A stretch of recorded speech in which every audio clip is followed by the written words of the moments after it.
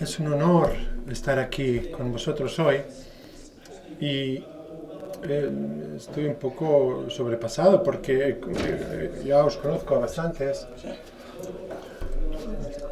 El libro que he escrito ha tenido un gran impacto en vuestro ministerio, en vuestras parroquias, y eso es una bendición. Para mí me sobrepasa, es alucinante ver cómo trabaja Dios.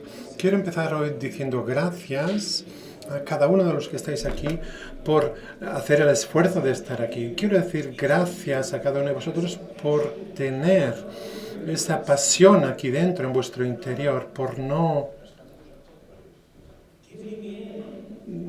dejarlo estar, ceder, ser simplemente funcionarios. Gracias por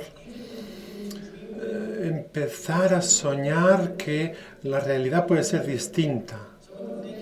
Por tanto, gracias por el esfuerzo, por las energías, por el gasto, por la inversión de estos días. Muchas gracias por haberlo hecho. Querría agradecer también como país. Yo vengo de Escocia, crecí en Escocia y luego me fui a Canadá cuando tenía 13 años. Y durante muchos siglos, y todavía hoy, los sacerdotes escoceses, muchos de ellos van a España para estudiar, viven a España, van a Valladolid o a Salamanca. Conocí a un sacerdote de Valladolid, yo estuve hace 2 años allí, y el seminario que hice allí era en el colegio escocés, y uno de los primeros obispos de Nueva Escocia, mi provincia de Canadá, él fue ordenado sacerdote en Valladolid y vino a Nueva Escocia para hacer de obispo. Por tanto, hay conexiones históricas y espirituales entre vuestros ancestros espirituales y mis antepasados espirituales. Por tanto, gracias también por eso. Querría repasar un poco lo que vamos a hacer en los próximos 2 días. 4 sesiones. En esta sesión abordaré las enseñanzas magisteriales del Concilio Vaticano II hasta el Papa Francisco. Será la charla más aburrida esta, ¿vale? ¿Estáis listos para eso? Será mucho más divertido después.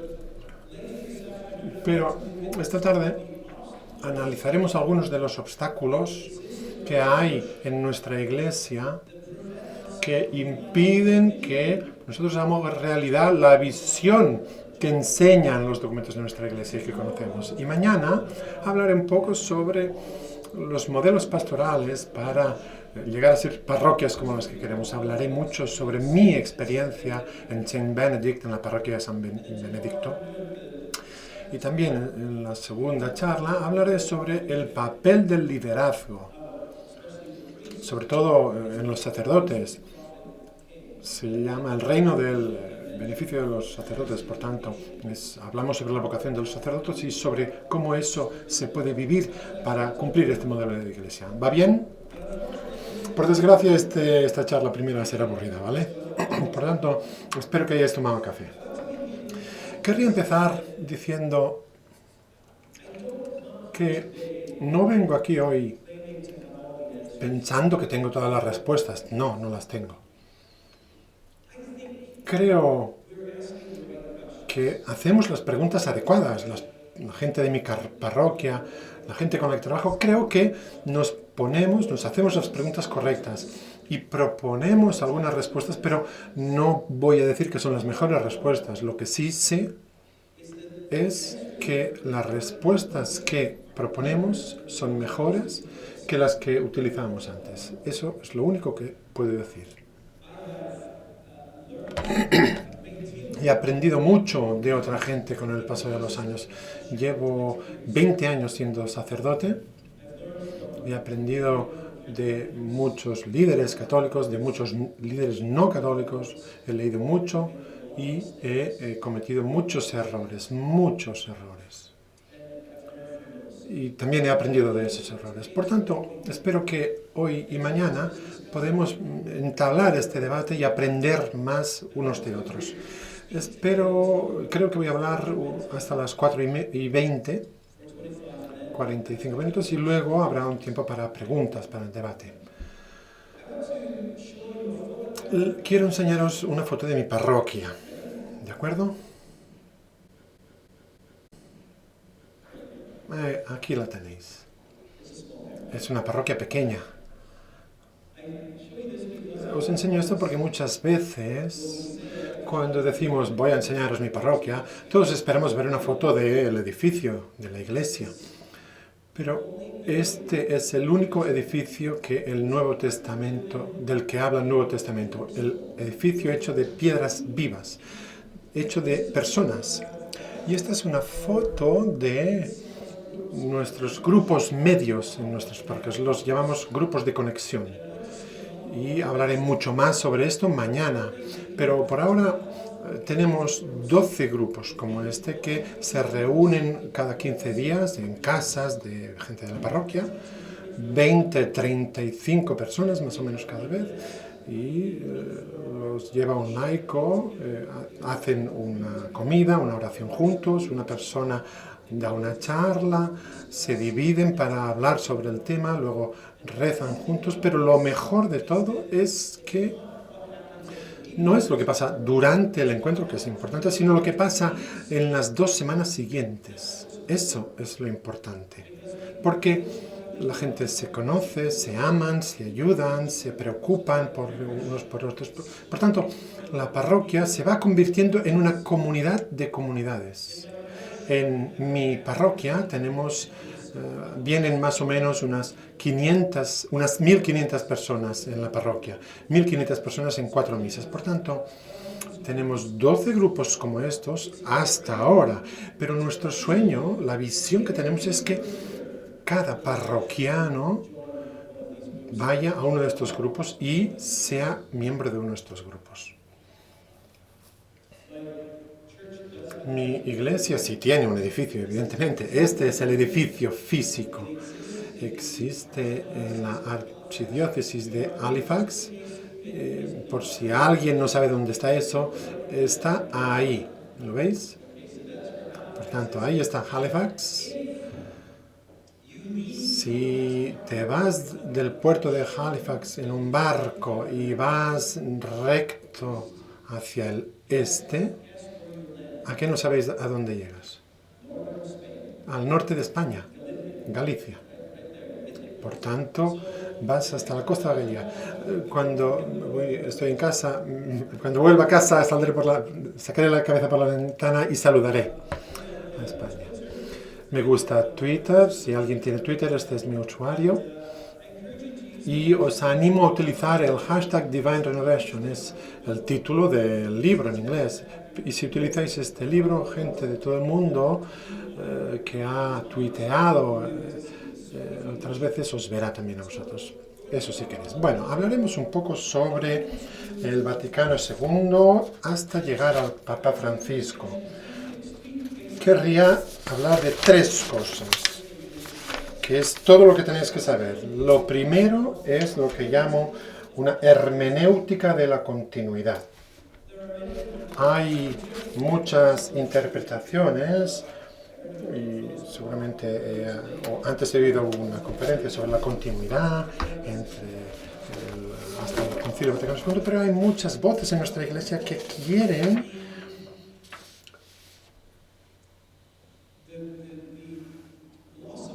enfocar el florecer de la Iglesia a través de una discontinuidad hermenéutica. Es decir, dicen que no hay una continuidad. Yo creo que cuando miramos a las enseñanzas del Vaticano II y vamos a ver lo que han dicho los papas a lo largo de los años sobre la evangelización, hay una increíble continuidad,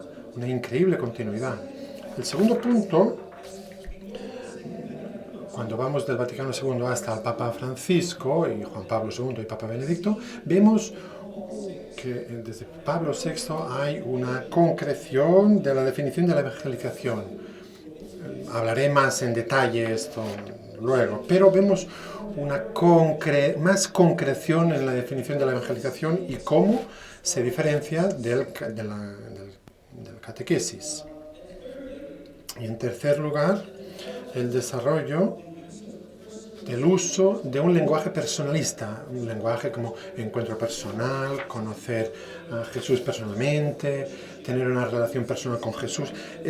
Todo esto es lenguaje que hace 50 años no se utilizaba en absoluto y en muchos casos decíamos que eso era algo del mundo no católico, pero incluso en el mundo no católico no se utilizaba este lenguaje hace 60, 70 años. Por tanto, es un vocabulario distinto que ha emergido en los documentos de nuestra Iglesia. Por tanto, vamos atrás y vamos hasta el Vaticano II. Haré una propuesta que es algo audaz y es que si nos fijamos desde 3.000 metros de altura y vemos todos los documentos del Vaticano II, y si nos preguntamos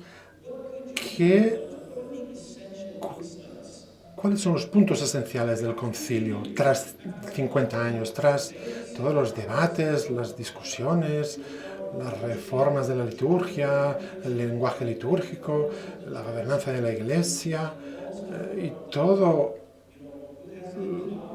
es decir, quién tiene el poder, la colegialidad y bla, bla, bla. Pero ¿en qué se resume todo eso? Yo creo que 50 años después podemos llegar al núcleo de la cuestión, porque todas estas cuestiones son distracciones. Y el núcleo de la cuestión es que en los 16 documentos vemos una vez y otra un llamamiento a la santidad universal y un llamamiento a la evangelización universal, o misión. Santidad y misión, nada nuevo. Pero la novedad es el llamamiento a universidad y a la evangelización. Porque el llamamiento a la santidad tiene sus raíces no en la ordenación o en la profesión religiosa, sino que tiene su raíz en el bautismo. En el bautismo es un llamamiento a la santidad. Y también es un llamamiento a la misión. Cuando hablamos de la responsabilidad de la misión de Jesucristo, tiene sus raíces en el bautismo. Por tanto, cuando hablamos de la laicidad y de la colaboración de los laicos, estamos hablando de corresponsabilidad. Los bautizados son tan responsables de la misión de Jesús como los que están ordenados, porque es algo que viene del bautismo. Es un llamamiento universal a la santidad y un llamamiento universal a la evangelización. Y eso cubre los principios básicos de nuestra Iglesia desde los inicios, desde la época apostólica. Y sin embargo, estos dos puntos creo que 50 años después todavía no se comprenden totalmente o no son aceptados por todos los católicos. Si hablamos de continuidad, Jesús, 10 años después de que se cerrara el Vaticano II, el Papa Pablo VI dijo sobre el mejor documento sobre evangelización, la Evangelii Nuntiandi, de Pablo VI, era una exhortación posinodal apostólica, después de un sínodo de obispos, en ocasión del 10º aniversario del Vaticano II. Podéis pensar que 10 años después de algo, seguramente te centrarás en lo más importante de aquel acontecimiento. ¿En qué eligieron centrarse? En la evangelización. El Papa Pablo VI en este documento empieza con una amplia definición de la evangelización y eso me lleva al segundo principio. Es una definición más general que luego se concretiza. Fijémonos en esta cita. Perdona que esté solo en inglés, pero la segunda parte de mi inglés tiene algo de español. De ahí que se haya podido definir la evangelización en términos de anuncio de Cristo a aquellos que lo ignoran, de predicación, de catequesis, no solo a los que no le conocen, sino a aquellos que lo ignoran. Y eso significa que la evangelización es para personas que están fuera de la Iglesia y para gente que está dentro de la Iglesia. En mi propia vida, yo conocía a Jesús desde muchos, desde siempre, pero terminé conociéndolo personalmente y sé que hay mucha gente así en nuestras iglesias. Pero continúa diciendo, incluye la predicación de catequesis y el bautismo y la administración de otros sacramentos. Por tanto, la definición amplia de Pablo VI es la proclamación, la catequesis, la predicación, la catequesis, el bautismo y la liturgia. Son 4 o 5, es muy amplio. Pero, al mismo tiempo, las bases del desarrollo que vemos en estos documentos, esa concreción de la definición de evangelización, la encontramos en la Evangelii Nuntiandi también. Dice, la buena nueva proclamada por el testimonio de vida deberá pues tarde o temprano proclamada por la palabra de vida. No hay evangelización verdadera mientras no se anuncie el nombre, la doctrina, la vida, las promesas, el reino, el misterio de Jesús de Nazaret, Hijo de Dios. Y esto es muy importante, porque aunque la predicación no agota la evangelización, el Papa dijo, no puedes evangelizar sin predicar.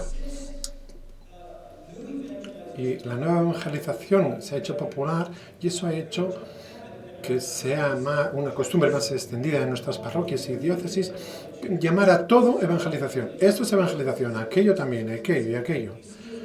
Pero si todo es evangelización, nada es evangelización al final. No hay evangelización si el nombre, la doctrina, las promesas, el misterio de Jesús de Nazaret se proclaman. Por tanto, hay cosas que son pre-evangelización y esa es una tarea muy importante, la pre-evangelización. Pero la evangelización es solo evangelización si se proclama a Jesucristo. Si no se proclama a Jesucristo, no lo llaméis evangelización. Por favor, no lo hagáis.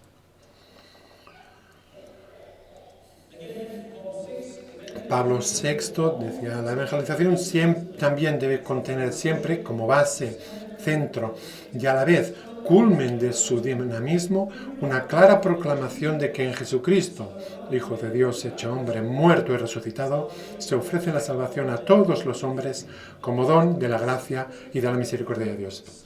Qué resumen más precioso del corazón del Evangelio.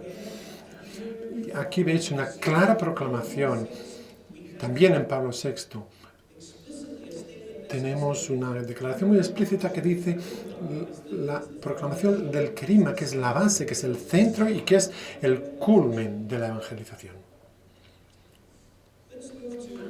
Pasemos ahora a San Juan Pablo II, su llamamiento a la nueva evangelización. He hablado de continuidad. Evangelii Nuntiandi, que se publicó en el 75, el 10º aniversario del Concilio Vaticano II. 4 años más tarde, Karol Wojtyła es elegido Papa, 3 años más tarde. Y 4 años más tarde utiliza el término nueva evangelización por primera vez en 1979. ¿Sabéis qué es interesante también? Pues que Karol Wojtyła era uno de los redactores de la Evangelii Nuntiandi. Era uno de los obispos que ayudó a escribir aquel documento. Continuidad, ¿sí? Por tanto, 79 utiliza este término por primera vez y en 83 lo define por primera vez y dice la nueva evangelización será nueva en su ardor, en sus métodos y en su expresión. Y querría hablar brevemente sobre algunas de las cosas que San Juan Pablo II dijo. Hay esta maravillosa cita de este documento del... Veo que ha llegado el momento para que todas las energías de la Iglesia se volquen en una nueva evangelización y a la misión ad gentes. Y fijaos, ningún creyente en Cristo, ninguna institución de la Iglesia puede evitar este deber superior. Proclamar a Cristo a todos los pueblos. Otra vez, proclamar. Es un deber superior, este deber superior de la Iglesia. Ningún creyente, ninguna institución se puede abstener de eso. Dijo en el 92. Es necesario despertar nuevamente en los creyentes una relación plena con Cristo, el único Salvador de la humanidad. Solo desde una relación personal con Jesús alcanzaremos una evangelización eficaz. Y esto es extraordinario porque por primera vez los papas utilizan el lenguaje que no era muy católico, por decirlo así. Cuando llegué a mi parroquia por primera vez hace 7 años y empecé a hablar sobre la evangelización, como yo tenía una relación personal con Jesús, muchos de mis parroquianos decían: Padre James, eso no es muy católico, eso que dice. Yo dije: sí lo es, sí lo es.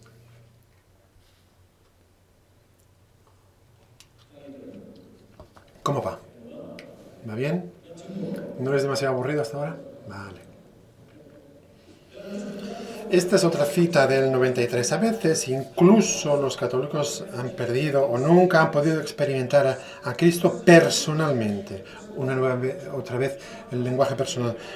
No Cristo como un paradigma o un valor, sino como el Señor vivo. Aquí indicaba un gran peligro para nuestra fe y es reducir nuestra fe a moralidad, a un sistema moral. El Papa Francisco habla mucho de esto también. El cristianismo no es un sistema de moralidad. Es una fe interna que tiene consecuencias morales, pero para muchos de nuestros creyentes es ser amable, saber cómo vivir adecuadamente. Se trata solo de cuestiones éticas en lugar de una fe vivida. Nuevo milenio igneunte. Esta pasión no encenderá en la Iglesia un nuevo sentido de la misión que si no es con un grupo especial, debemos involucrar en la responsabilidad a todos los miembros del pueblo de Dios. Y los que tienen contacto con Cristo no pueden guardárselo para ellos, sino que lo tienen que proclamar a los demás.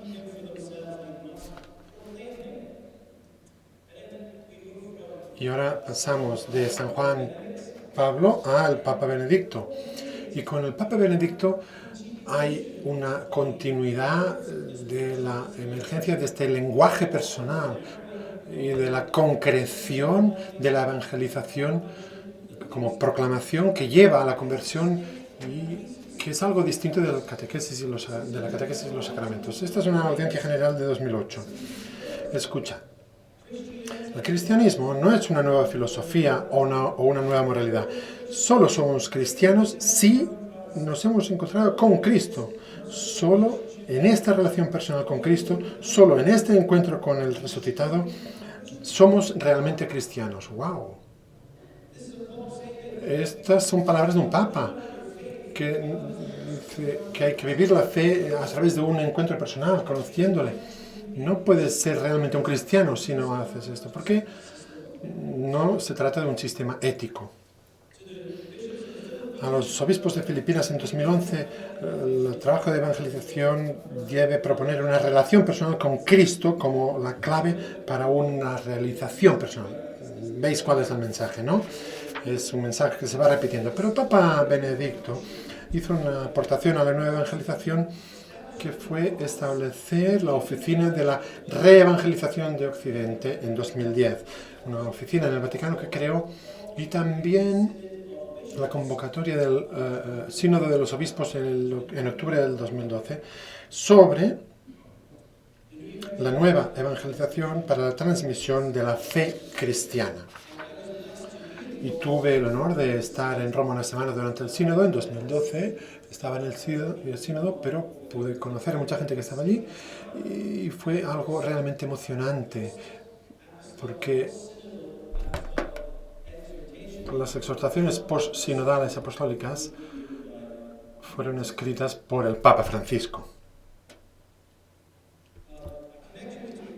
Una conexión con el Papa Benedicto y el Papa Francisco, ahora la veremos. A ver si... La lineamenta es el documento preparatorio para el sínodo sobre la nueva evangelización. Dijo: a pesar de que la expresión la nueva evangelización es muy conocida en la Iglesia, no se ha aceptado plena y totalmente. Se conoce pero no se acepta. Esto es en 2010. Y Juan Pablo II utilizó el término nueva evangelización en 1979, 31 años, y todavía el término no es aceptado.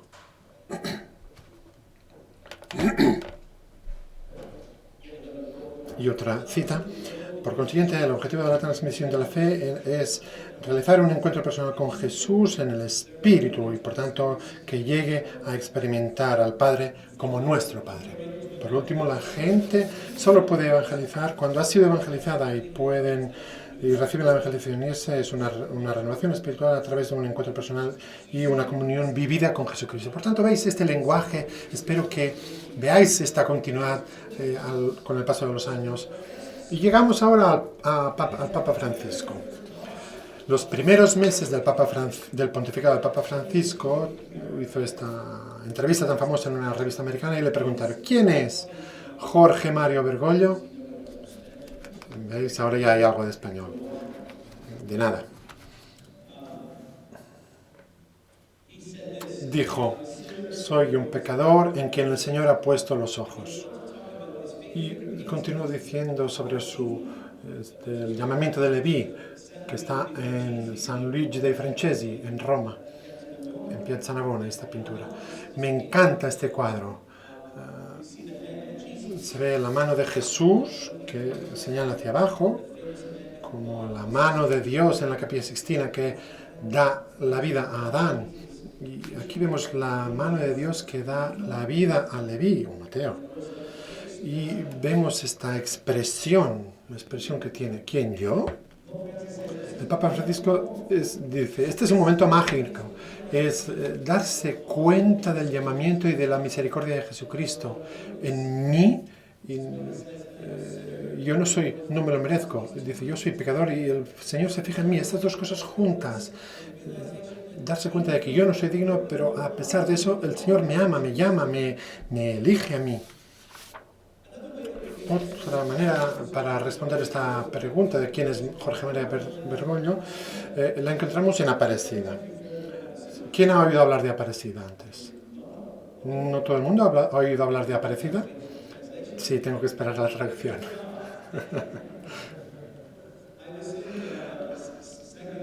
Estaba ayer en la Sagrada Familia y vi en una de las ventanas, vi Aparecida. Porque aquí hay el Templo Nacional de Brasil, de Aparecida, y hace unos años fui allí, es un lugar precioso.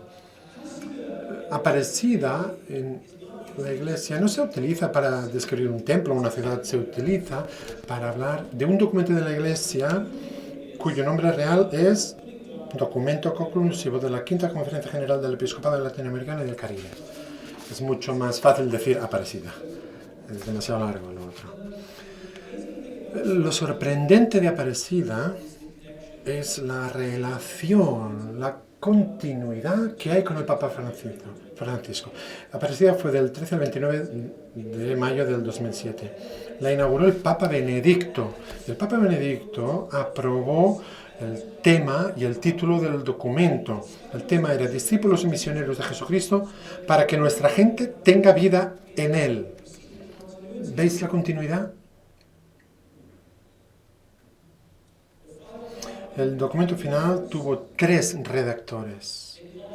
Llama a una conversión pastoral total de la Iglesia latinoamericana y el líder del equipo de redactor era Jorge Mario Bergoglio, que luego escribió Evangelii Gaudium a causa del 50 aniversario del Concilio Vaticano II. Coincidiendo con la Evangelii Nuntiandi, la redacción de estos documentos se eligieron para referirse mutuamente entre ellas. Por tanto, continuidad. Hay una identificación de la concreción de la definición de evangelización para diferenciarla de catequesis y de los sacramentos. Una y otra vez vemos el uso del lenguaje personal. Creo que el documento del hombre que ahora es el Papa Francisco es el documento de Aparecida. Aquí veis Aparecida con el templo, el santuario al fondo. ¿Cómo va? ¿Va bien? Bien. Ahora me quedan 10 minutos y luego haremos un turno de preguntas. Pido perdón porque esta es la parte más aburrida, pero mejorará pronto. Hay un término que se utiliza en este documento y es discípulos misioneros. Ya lo habéis oído, el Papa Francisco lo utiliza.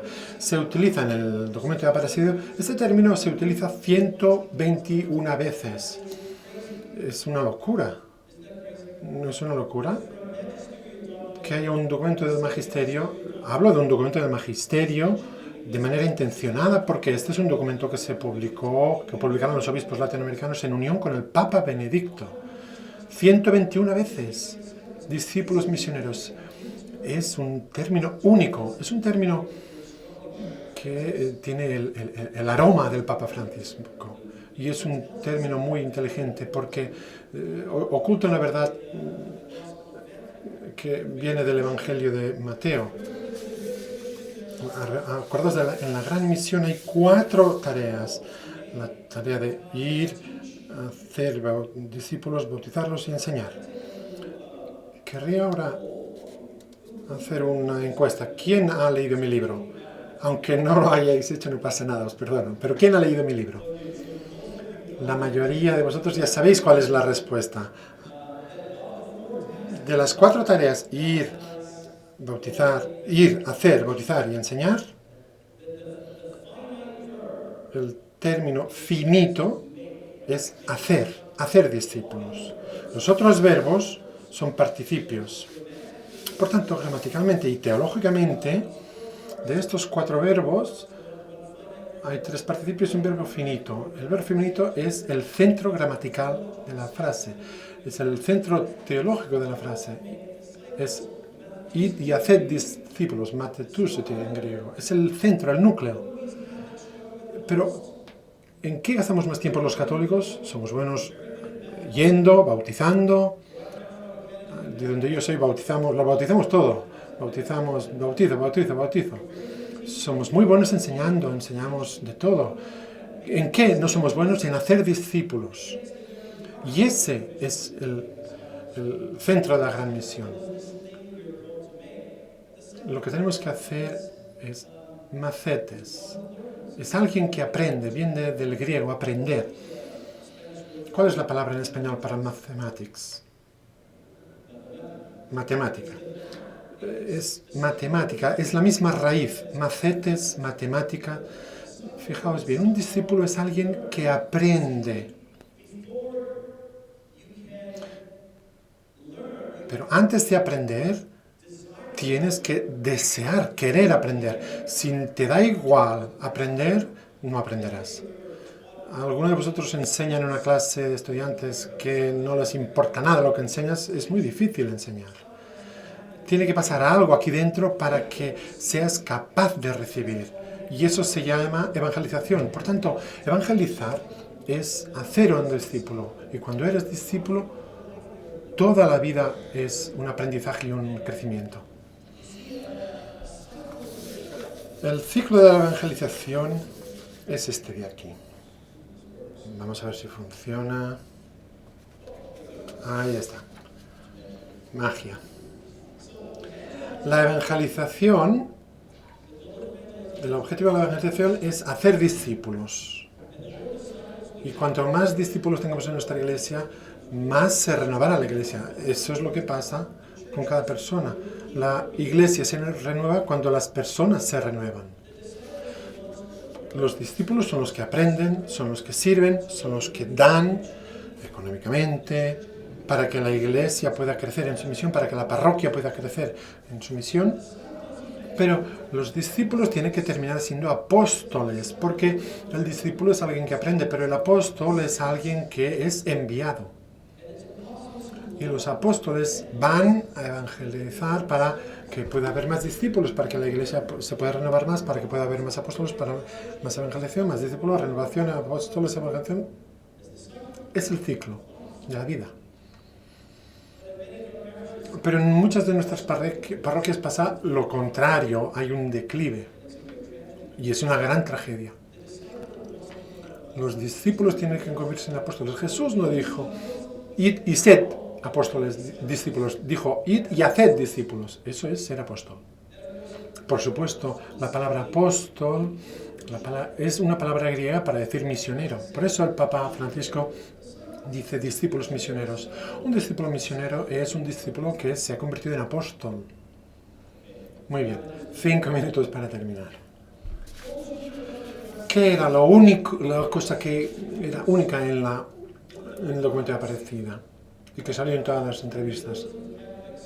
Es que de todos los miles de católicos que han dejado la iglesia en Latinoamérica, había un profesor de Perú que entrevistó a muchas de esas personas y los obispos latinoamericanos utilizaron sus estudios y vieron que los que abandonan la iglesia se han unido a otros grupos. Eso es significativo porque los obispos latinoamericanos dijeron tenemos que ser humildes y aprender lo que está pasando, porque en las últimas décadas, cuando los evangélicos fueron a Latinoamérica, la gente dijo, sí, pasará, es una moda, no tienen grosor.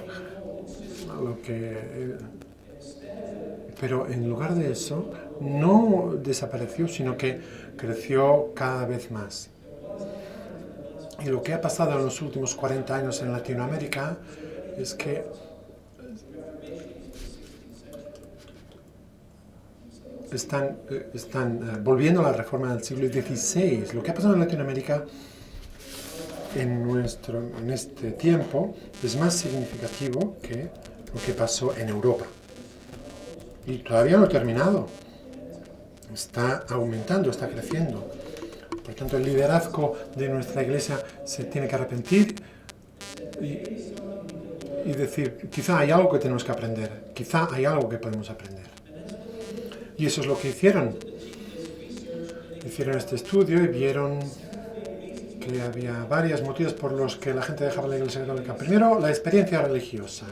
La gente decía, en mi experiencia católica no he tenido un encuentro personal con Jesús, no he tenido una relación personal con Él. Y sí lo he tenido en esta iglesia no católica. A pesar de que durante más de 30 años los papas han estado enseñando esto, pero no se ha hecho realidad. La vivencia comunitaria. En mi experiencia católica no importaba si yo iba o no iba. Yo era anónimo en medio de la multitud, pero en estas iglesias no católicas experimento una profunda experiencia comunitaria. Formación bíblico-doctrinal, que es algo más que pasar información o conocimiento. Una formación transformativa y un compromiso misionero de toda la comunidad, no solo del 2% o del 1% o del 3% o del 10%, sino de todos los miembros. Podemos enseñar corresponsabilidad, pero no la vivimos. Podemos enseñar la importancia de la comunidad, pero muchas veces no la vivimos. Podemos hablar de la importancia de la experiencia religiosa, pero mucha de nuestra gente no ha vivido esa experiencia. Lo que concluyeron los obispos es que hay una tragedia, se ha producido una tragedia, porque la gente se ha ido de la Iglesia Católica no por motivos doctrinales, sino por motivos vivenciales. No vivimos lo que afirmamos creer. Sabemos que eso es lo que pasa en nuestra vida, eso es lo que pasa en mi vida. Y en muchas cosas soy hipócrita porque profieso ciertas cosas y no las cumplo, porque soy un pecador. Y eso mismo pasa en la iglesia, pero aún así tenemos que trabajar para solucionar esto.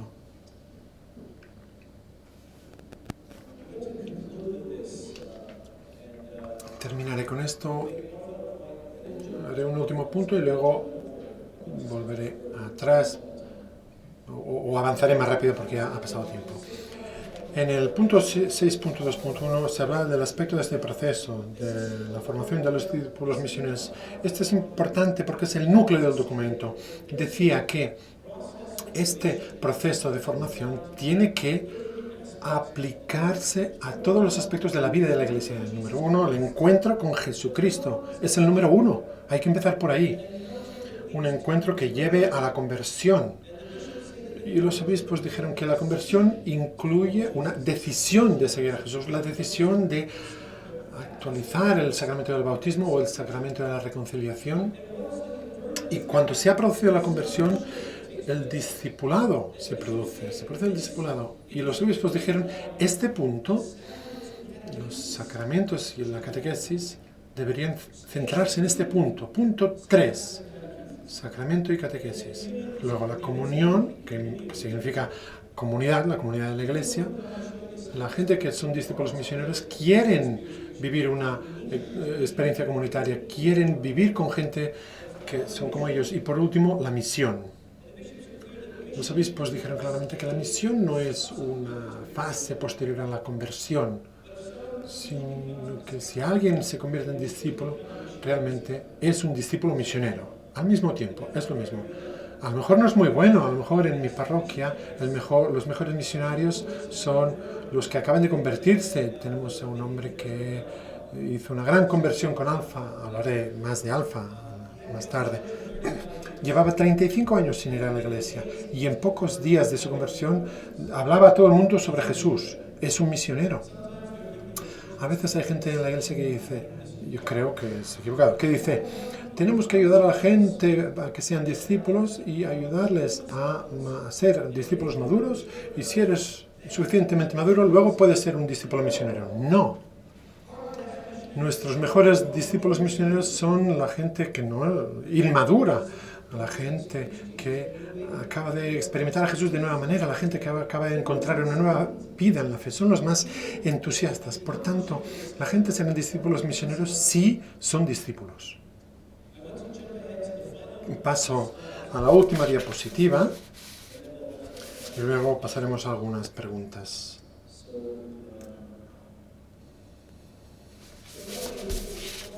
El Papa Francisco quiere una iglesia en salida. Una iglesia en salida será una iglesia que esté llena de discípulos misioneros. Y por último, Evangelii Gaudium. Sueño con una opción misionera capaz de transformarlo todo para que las costumbres, los estilos, los horarios, el lenguaje y toda estructura eclesial se convierta en un cauce adecuado para la evangelización del mundo actual, más que para la autopreservación. Este es el sueño del Papa Francisco, esta es la visión del Papa Francisco para el futuro. Una iglesia en la que todo se transforme para la misión. Y él cree en esto, por eso hace lo que hace, por eso dice lo que dice, porque habla a la gente de afuera y no solo o básicamente a los de dentro. Este documento nos dice que la parroquia